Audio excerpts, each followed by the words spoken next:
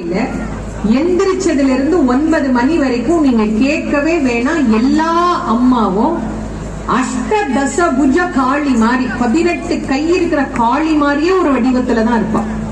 நீங்க மாற்றவே முடியாது. போனீங்கன்னா விளக்குமாறு ஒரு கையில இருக்கும், தோசை கரண்டி ஒரு கையில இருக்கும், என்ன ரிப்பன் இப்படி கழுத்துல இருக்கணும், சட்டை அயன் பண்ணி ஏங்க அறிவு இருக்கா? நேத்தெல்லாம் எல்லாம் சும்மா தானே உட்காந்து அப்ப சொல்லாம காலையில 8 மணிக்கு வந்து சட்டை அயன் பண்ணியா, பேண்ட் அயன் பண்ணியா, அதெல்லாம் அயன் பண்ண சட்டை எடுத்து போடு. அப்பதான் பையன் வந்து கேட்பான், அம்மா என் யூனிஃபார்ம் ட்ரௌசரை காணமா, எறும் மாடு நேத்தே சொன்னல ட்ரௌசர் எல்லாம் மடிச்சு மேல மாடியில வச்சிருக்கேன், கீழே எடுத்துட்டு வந்து வேடானா, அறிவில்ல உனக்கு, போய் எடுத்துட்டு வாடா போடா ஓடும். பொண்ணு அப்பதான் வந்து சொல்லலாம், அம்மா அம்மா எனக்கு நேத்தே அந்த ஃபைல்ல கையெழுத்து போடுன்னு சொன்னேன், போட்டியா? இல்ல நேத்தே போட்டு வச்சிட்டேன், போய் எடுத்துவேன். எல்லாம் ஸ்கூலுக்கு போகும்போதுதான் வந்து கேட்பீங்க. ஒருத்தருக்கும் காலையில சீக்கிரம் எந்திரிக்கணும்னு அறிவு எல்லாம் கிடையாது. அப்பதான் வேலைக்காரமா வந்து சொல்லும், ஏமா பால் அடுப்புல வைக்கவா, என் தலையில வை, என்ன உனக்கு தினம் சொல்லணும், அது அங்க வை, இது எங்க வை, எதையோ செஞ்சு தொலை, சீக்கிரம் எல்லாம் கிளம்புங்க. இந்த 9 மணிக்கு எல்லா பிசாசையும் வீட்டை விட்டு துரத்திட்டு இந்த ஃபேனையோ ஏசியோ போட்டு இப்படி உட்கார்ந்தா ஏதோ மகிஷாசுர மர்தினி மகிஷனை சம்ஹாரம் பண்ணி உட்கார்ந்த மாதிரியே ஒரு நினைப்பு வரும் பாருங்க. அப்பா எல்லா பிசாசும் போயிடுச்சு.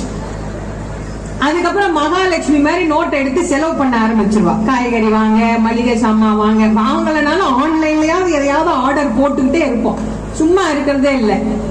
மத்தியானம் மகாலட்சுமி அவதாரம் முடிஞ்சிருச்சா, சாயங்காலம் அந்த புள்ள வந்து பேக கூட கழட்டி அப்படி வச்சிருக்காரு. ஏய் என்னடா இன்னைக்கு உனக்கு ஹோம்ஒர்க் கொடுத்தாங்க? அம்மா இந்த பாரு, ஒரு 1/2 மணி நேரம் என்ன விட்டுரு, நானே செம்ம கடுப்புல வந்திருக்கேன், படிச்சு படிச்சு கண்ணுக்கு முன்னாடி வெறும் நம்பராதான் தெரியுது, ஒண்ணும் தெரிய மாட்டேங்குது. படிச்சாதான்டா வாழ்க்கையே, படிப்புலதான்டா எல்லாம் இருக்குது, போடா போய் மூஞ்ச கழுவிட்டு வாடா, டிஃபனை சாப்பிடுறா, உட்கார்றான்னு கையில வீணை இல்லாத சரஸ்வதி மாதிரி இவ புக்க தூக்கிட்டு உட்கார்ந்துருவா. ஒரு 2 பிள்ளைய பெத்து, ஒரு 2 பிள்ளைய படிக்க வச்சு, ஒரு 2 பிள்ளைய ஆளாக்கி வளர்க்கிற ஒரு சாதாரண பெண்ணே ஒரு நாளைக்கு காலையில காளியா, மகாலட்சுமியா, சரஸ்வதியா உருமாறுகிற போது உலகத்தையே படைத்து, உலகத்தையே காத்து, உலகத்தையே வழிநடத்துகிற அம்பிகைக்கு காளியினுடைய வடிவம் என்ன அவ்வளவு கொடூரமாவா இருந்துரு போது? அது பகைவனுக்கு கொடூரமானது, பக்தர்களுக்கு அன்பானது. காளி எளிமையான தெய்வம், வழிபாட்டுல இனிமையான தெய்வம். அந்த பேரை கேட்டு அப்படி நாம பழகிட்டோம். ஆனா உருவத்தை பார்த்தா அப்படி இல்லை. நீங்க காளியில பல்வேறு வகையான காளி உண்டு. எனக்கு இளமையில இருந்து காளி ரொம்ப பிடிக்கும்.